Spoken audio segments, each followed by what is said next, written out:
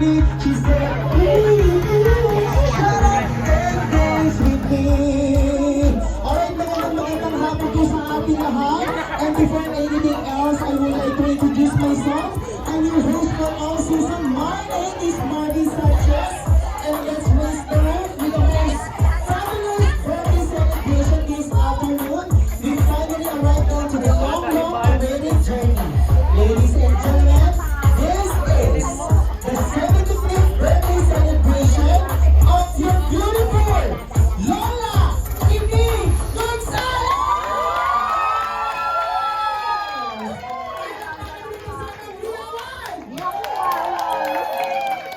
Ladies and gentlemen, our beautiful Lola Amy!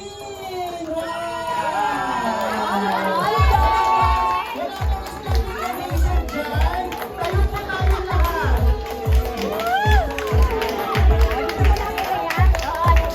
Ladies and gentlemen, Lola Amy, happy birthday po sa ating lahat. Sa inyo po. Okay, para lang maramdaman ni Lola Amy na birthday niya ngayon, kailangan natin siyang sabihan ng happy birthday ng sabay-sabay. Dar, nakapin ka dar ah. One!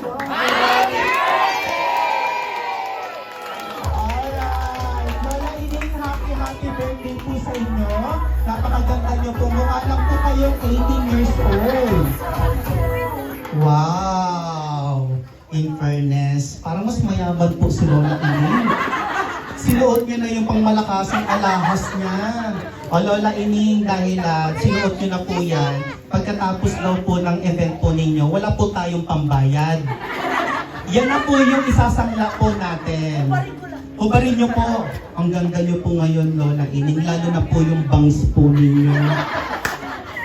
Wala pong sinabi si Tweety Bird sa bangs po ninyo. Napakaganda po. At yung damit niyo po, in fairness. At ang bango ha. Palakpakan niyo po ang bango.